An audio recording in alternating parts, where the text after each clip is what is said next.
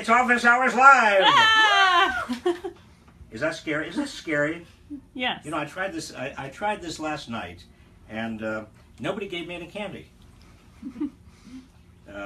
Anyway, we are 1 week away from perhaps the most significant election in recent memory. And what I would like to do is talk to you. Oh, by the way, this is Office Hours Live. You're live, I'm live, and Dolly Parton still hasn't phoned in. I don't know why. Make sure other people know that we're on live. Share this so that we can all be on live together. We can all be alive together.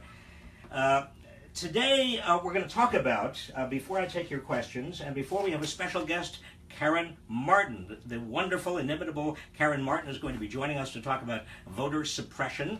I wanted to talk about a couple of things. The latest polls are showing the race narrowing dramatically. A lot of it has to do with enthusiasm.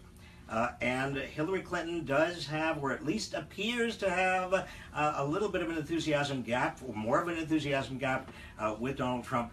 Nothing, I don't think, to be terribly concerned about, in the sense that, the polls have shown for the entire general election that she has led Donald Trump by 8 points and at the lowest, 2 points. I mean, it's been 2 points to 8 points all along. And it goes up and down, depending upon the news and the particular polls. And the polls, by the way, are not entirely consistent. But what you can take away from this is that the race does, right now, appear to be narrowing. And unfortunately, it is just a week before the election, which means it's very important for you and everybody you know, to be voting. Make sure you vote. James Comey. James Comey, as you know, kind of threw a wrench into this election on Friday. How's it? Wait a minute, maybe he has a little bit more hair. Because obviously he, without really knowing very much, I mean, what happened was they found some emails on Anthony Weiner's laptop, and there was no indication that those emails have really anything directly to do with Hillary Clinton's emails, but perhaps in an overabundance of caution, what happened was essentially James Comey wrote to Congress and said there may be some relevance, and all hell broke loose. Now, there is a serious question here about his judgment in doing this just 10 days, 9 days, 8 days before the election. This is not really what an FBI director is supposed to do on the basis of no evidence. Remember, there was no warrant. They did not review the emails. They don't know the emails even have anything to do with Hillary Clinton.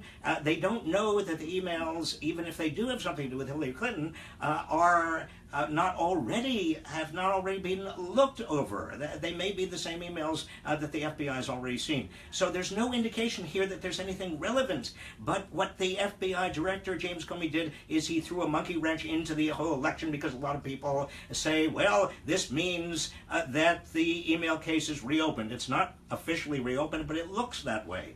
And why is it? Well, I mean, we have some evidence. CNBC reported that James Comey, in early October 7th, made a decision that he was not going to publicly announce anything about the Russian connection with regard to a finding of hacking by Russia, and was not going to even necessarily say anything, in fact, certainly was not going to say anything about Donald Trump and any possible connections the FBI might be looking into with regard to Trump and the Russian connection. So why? Because according to CNBC, James Comey felt, and the FBI felt, it was too close to the election. So this naturally creates some question about what's going on here. And I'll tell you what worries me, frankly, is not only the question of bad judgment with regard to James Comey, but also, naturally, the Clinton campaign is questioning his integrity. There are rumors. I mean, certainly Harry Reid says maybe James Comey is acting criminally. All of this, combined with Donald Trump's allegation that the election is fixed in the other direction, reduces the public's confidence in our entire system. I want you to remember that. I mean, there is no reason right now to suspect that James Comey is doing anything other than exercising what I consider to be very bad judgment.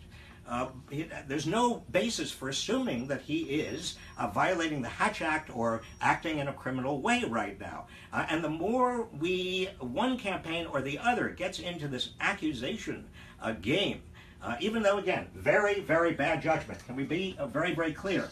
Bad judgment. But the more we get into the accusation game, the more confidence in government continues to decline in this country.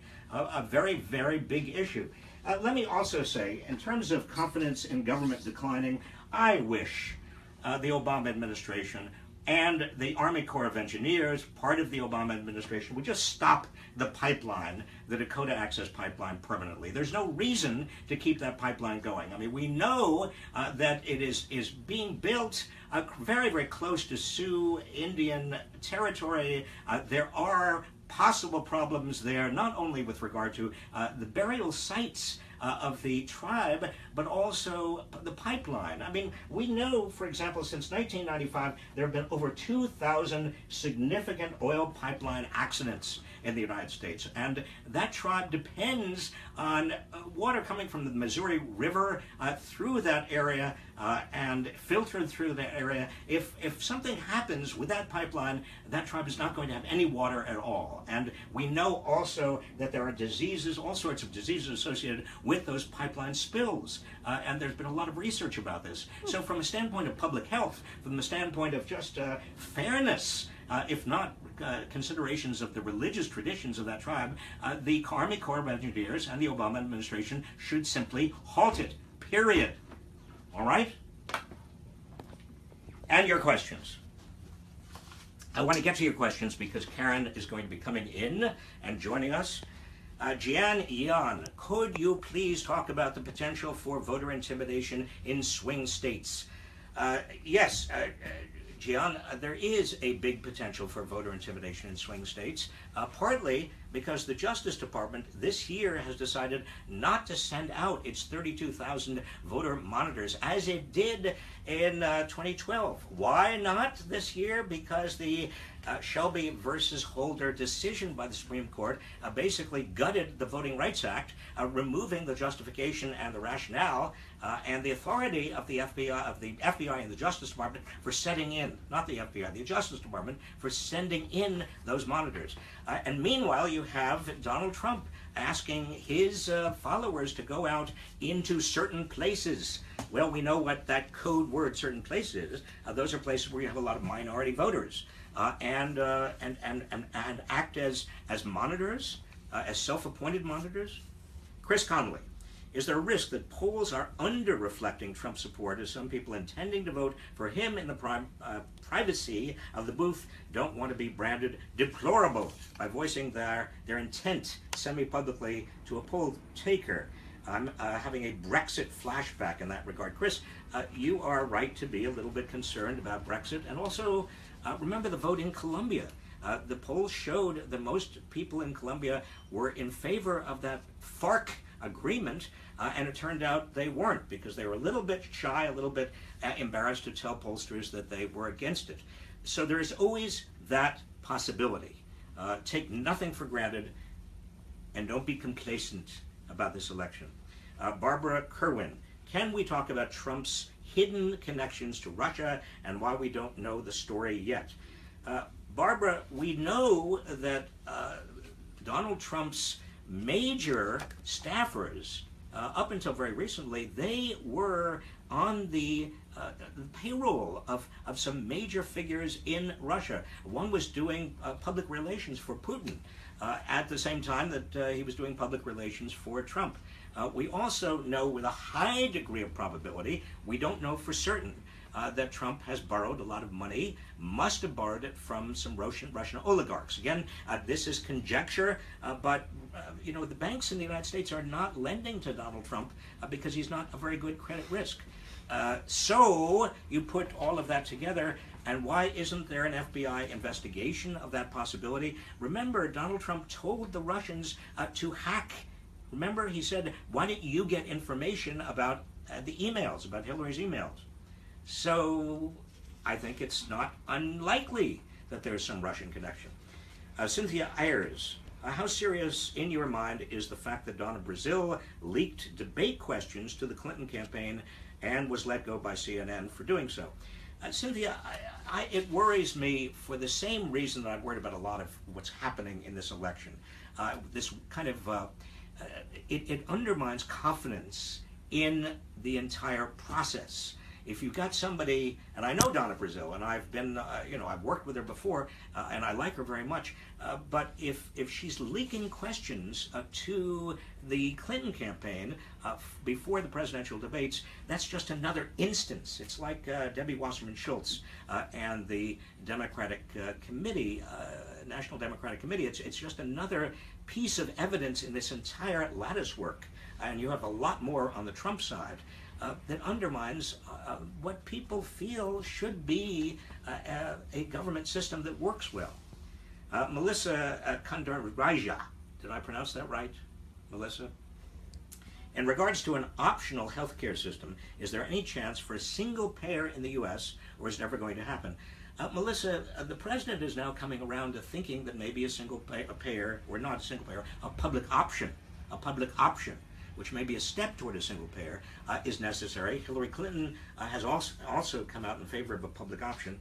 And I think that we are almost invariably going to have to move to a single payer system. And I say that only because there's no way we can continue in the direction we are going right now. Some of the biggest insurers, they are getting together. They are monopolizing the insurance market. That's what their intent is. They are merging like mad. Meanwhile, healthcare costs are now 18% of the entire economy, and they are continuing to head upward. And co-payments and deductibles for everybody are going up. We cannot any longer maintain and sustain the path we are on. And we've got to do what almost every other industrialized country has done, and that is be sensible and have a single payer system. Kim Abri-Lyman, please tell me if the president can actually cancel existing student debt and your opinion on its impacts on the economy. Kim, the president could, because most of that student debt is held now by the government. And by executive order, in my view, the president could cancel it, and I think the president should. I think that it's a huge drag on the economy. And not only is it a drag on the economy, it is a terrible impediment to many of these young people. I believe we should work as fast as we can toward a system of free public higher education. Public higher education is not a private investment. It is a public good. Do you agree? Jeff Haas, what are your thoughts on a new 2x4 program in America? In exchange for 2 years of service to your country, you get a 4-year college education for free. Jeff, I think it's an excellent idea, but as I said just a moment ago, I think we ought to be moving toward a 4-year free public higher education. We were almost there, in the 1960s.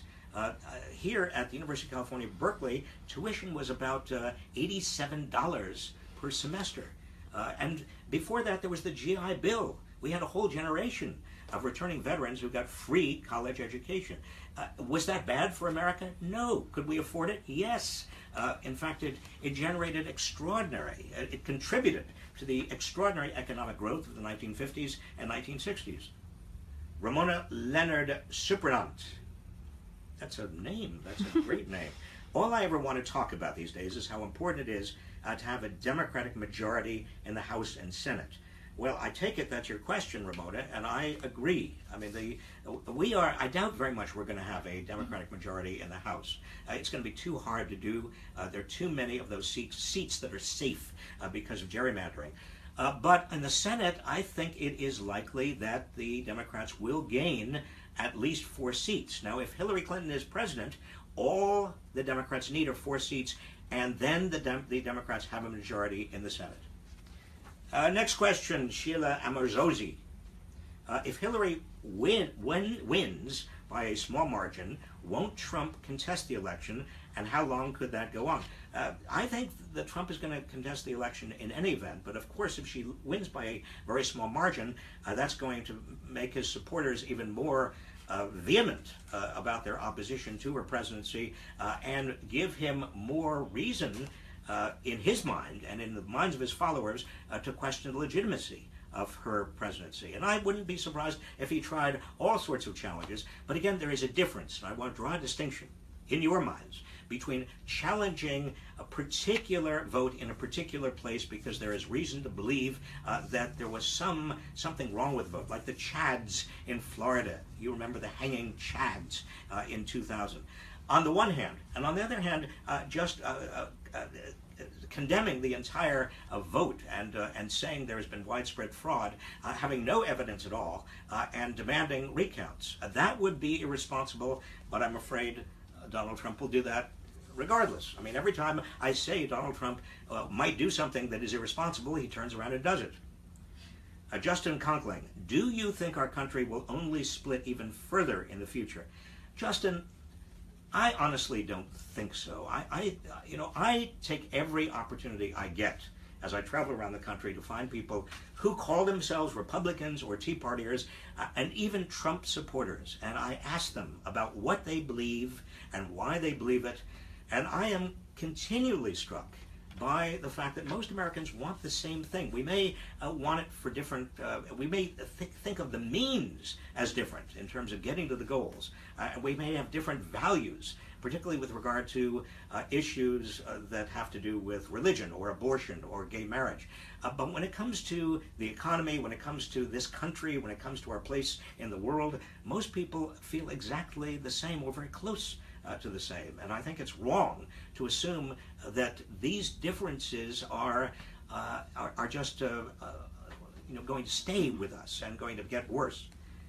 One of the greatest and most important things that the next president can do, and I hope the next president is Hillary Clinton, is to try to bring us together.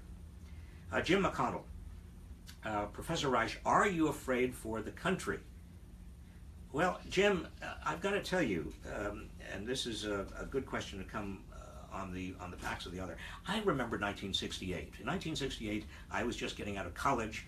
And in 1968, the country really was splitting. I mean, if you remember, any of you remember 1968, Martin Luther King Jr. was assassinated. Robert Kennedy was assassinated. The cities were burning. People were rioting. We had the Vietnam War that was claiming more and more lives, and it was escalating.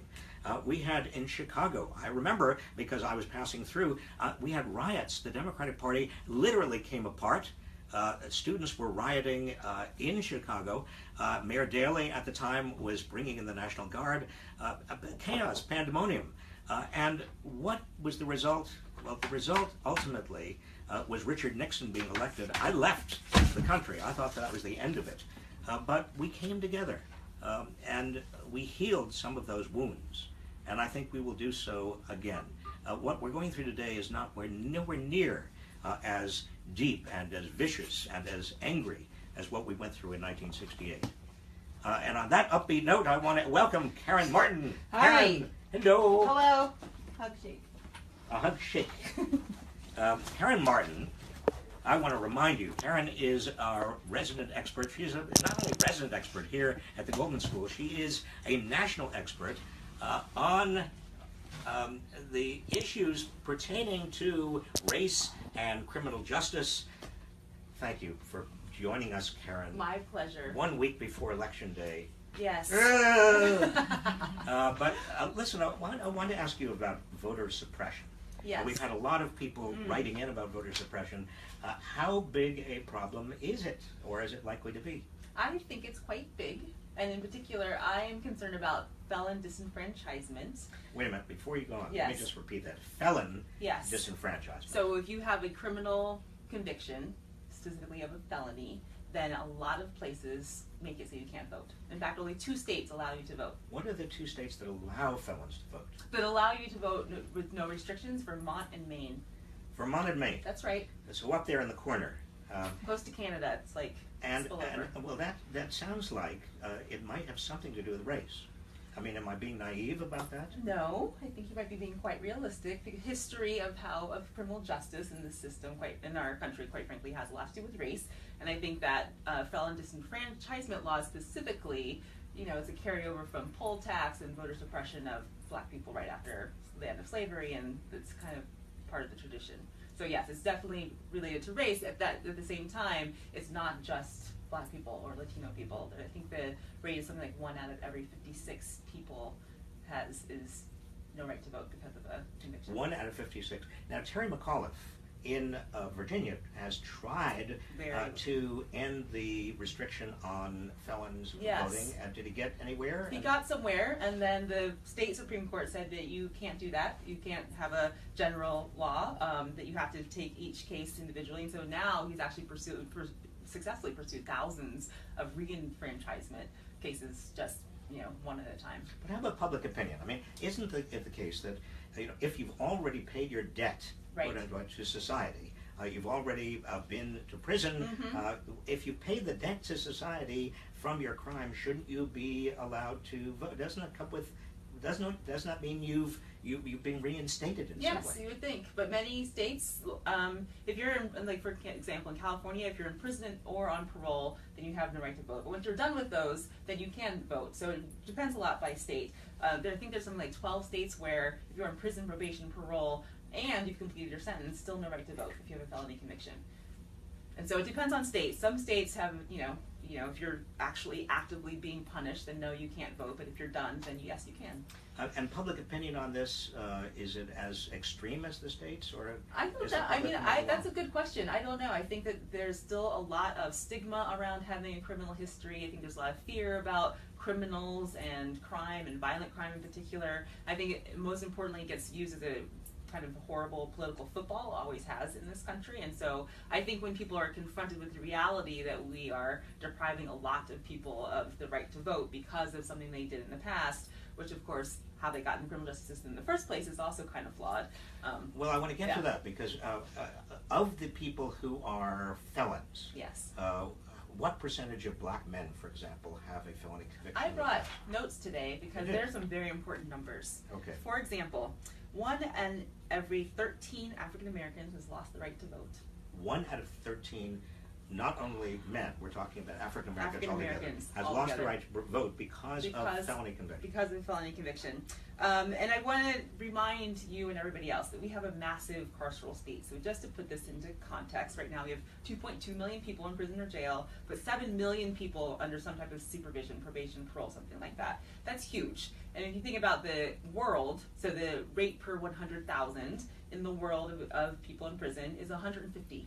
So like England, typically around 150. About half the country's at 150. United States, do you want to guess what our rate per 100,000 is?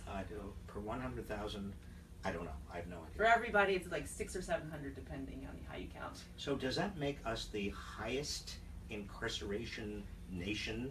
Yes. Among all advanced nations? Yeah, and it depends on exactly who you compare us to, but yes, in general. So the rate, so you guessed, so it was like 600 or 700 for everybody. For white men, it's like 400, 500. For Latino, per 100,000. For Latino, so men of Hispanic descent, about 1,000. Want to guess what it is for black men? Rate per 100,000? 1,500? Higher. More than 2,000. By some estimates, 2,700 per 100,000. Per 100,000. Wow. So given all that, yes.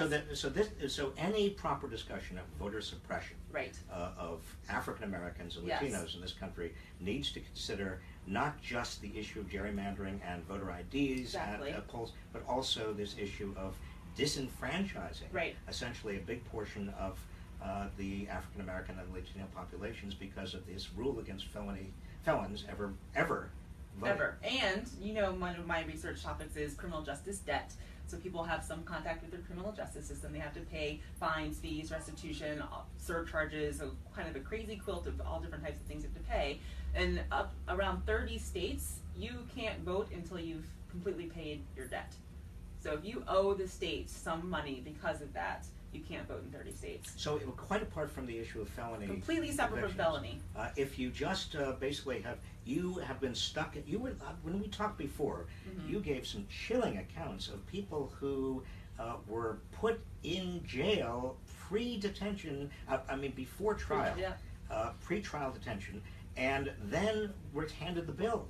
Yes. For being arrested and Yes. being put in jail. Yes. And if those people can't pay that bill, they cannot vote. Correct. In about 30 states. And some, I No, think some, 30 states. 30 states, Karen, I there's know. a lot of states here. It is, and about half of those it's provisional. So some you can't vote no matter what. And some it's like if you stay up on your payments, if you don't fall behind, you may be in debt, but if you're continuing making payments, then you can vote. So 17 states, it's So I want to get this straight, and I want people who are watching to get this straight. 17 states.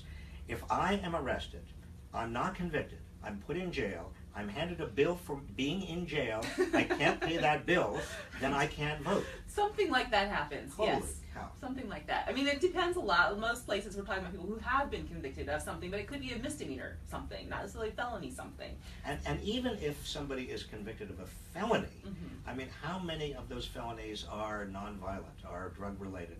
There is a big swath. Violent felonies are, I'd say, like a third of the cases that are of people who are actually incarcerated. But there's a lot of different types of crime in this country. So there's a lot of immigration crimes. We decided to criminalize immigration in this country. There's a lot of nonviolent drug offenses. There's a lot of other types of offenses. Owning a firearm if you're a convicted felon.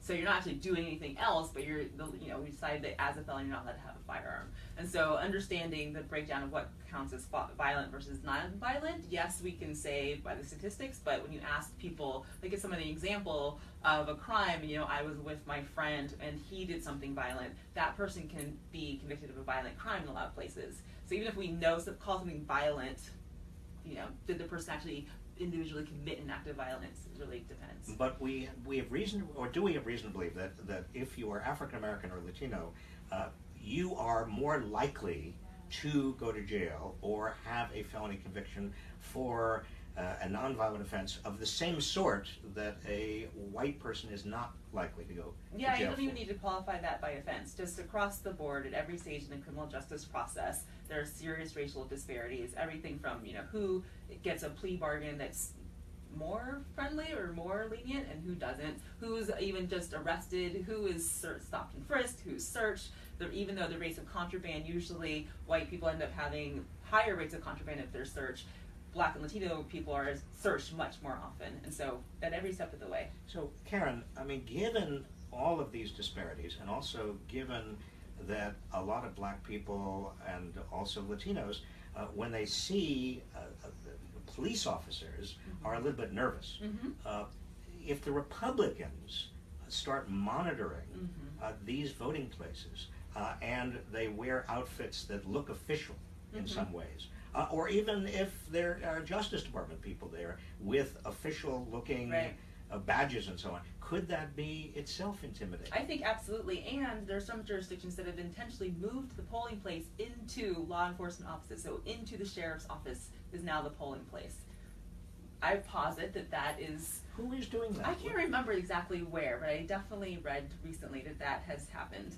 So yes, I think intimidation takes many different forms. And I think if you think about how many people get caught up in, for example, criminal justice debt, and that's from misdemeanors, people have outstanding warrants because they haven't paid child support or something else, then people definitely have a fear of any interaction with law enforcement.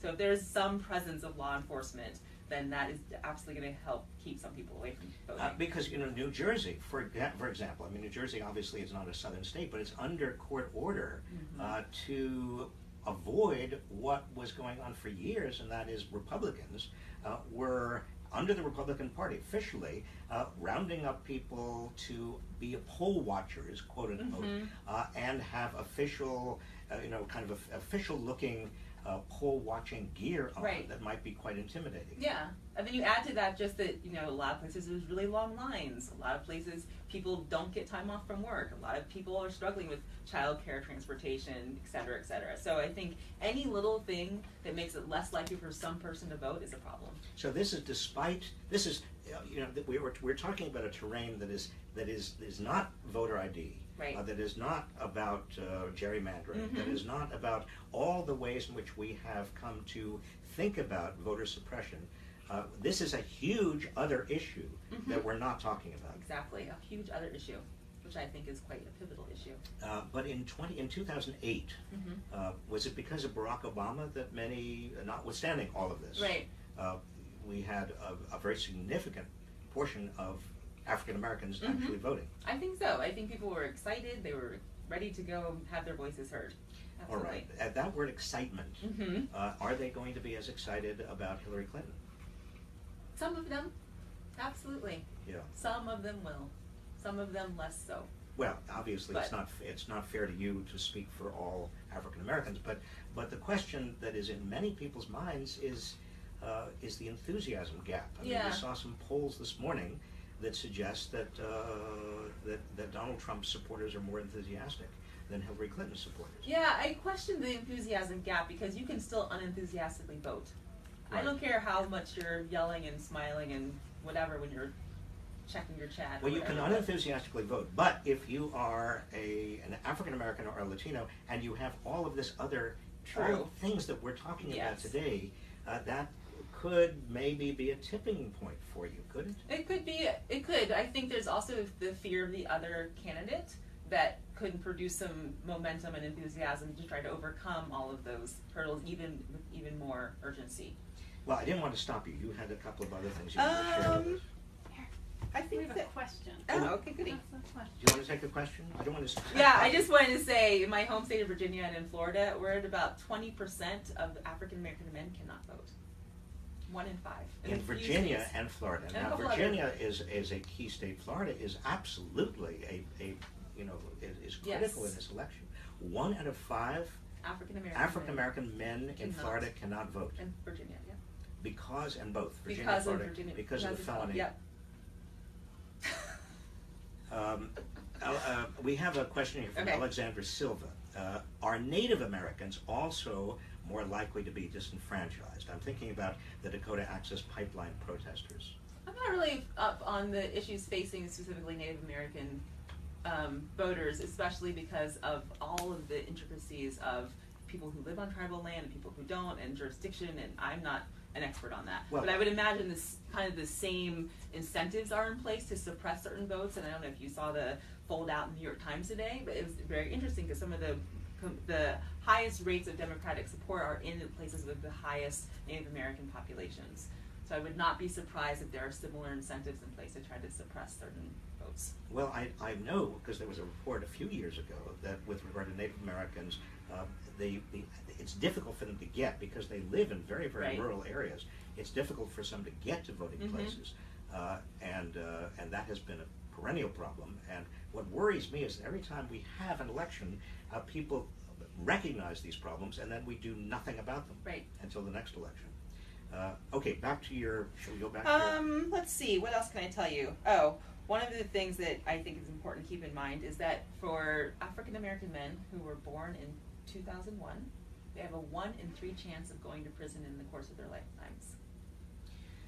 Born in 2001. In other words, their chance is higher going to the prison in their lifetimes than African American men born in Before. the 60s or 70s or 50s. Now, is that because of the trend line? Is that Yeah. because of? That's because we're incarcerated. I mean, it is now starting to plateau, if not decrease, depending again on how you count in federal versus state and different types of offenses.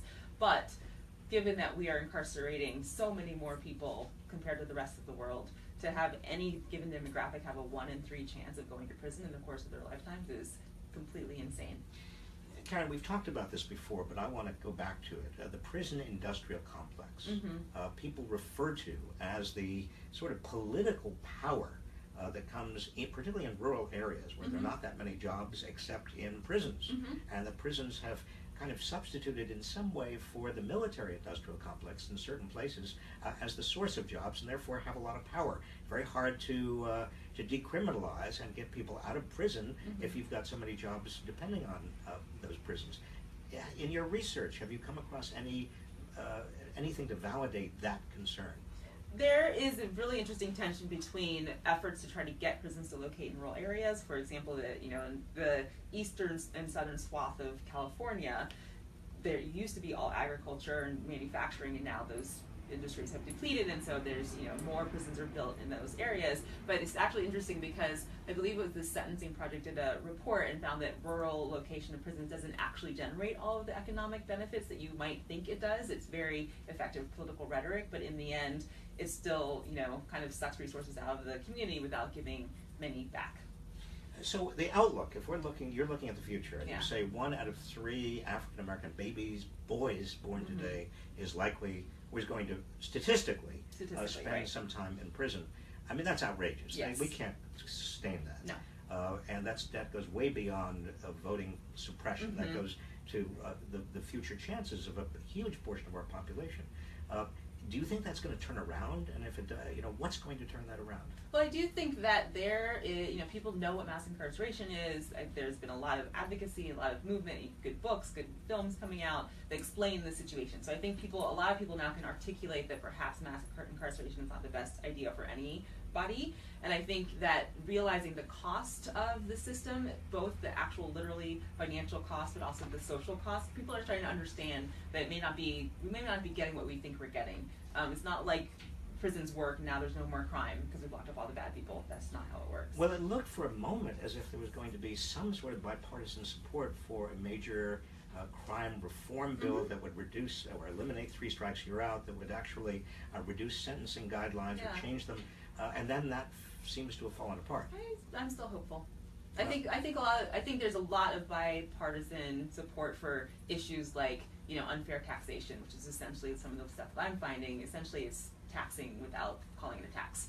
But not so much bipartisan support for alleviating voter suppression. Not so much. I think there's even a difference in how you would define voter suppression. Aha. Hmm. Yes. Hmm. Yes. Well, on that positive note. Yes. One of the things I try to do in this half hour we have is to try to at least end on a positive note. Okay. And I do, in my experience at least, this country does behave sensibly. I mean, when people ask me, are we really going to have Donald Trump as our president after next Tuesday, or at least vote next Tuesday, I say no, because looking at the history of this country, and I'm getting old enough to look at the history of the country and to have actually experienced part of the history, I think people are just more sensible. When it comes to absolutely committing oneself and thinking about one's children and grandchildren and great-grandchildren, you just don't want to do anything that jeopardizes their future. Yeah. So I continue to be positive, as I am about race relations. I mean, when you think about how far we've come, now granted, we haven't come, and on issues that you are working on, we haven't come nearly as far as we should have. In fact, in certain respects, we're going backwards. But I like to think that progress is being made. Do you share my view of progress? I share large components of your view of progress, yes. I'm not forcing you to say No, that. you're not at all. Of my own will, I say that I definitely affirm and share. Well, before we close, what aspects of my view of progress do you share? I share I think there is progress in terms of race relations. I think that it's a very big deal, and very important people can actually articulate some of these issues. I think it's much different to be stuck in an era where you don't either you don't talk about it, or it's always just dog whistle politics and coded language. To be able to say that white supremacy is a thing, or to be able to say that felon disenfranchisement is actually about race, just being able to say those things and for people to understand what you're talking about and to not dismiss it outright is really, I think that's a huge sign of progress. And so I like to keep hope alive on that front. Let's keep hope alive. Okay. And on that, let's keep hope alive. Please, next Tuesday, do keep hope alive. Vote, and vote in a way that is good for this country. We'll see you next Tuesday on Election Day for our Election Day special. Bye-bye.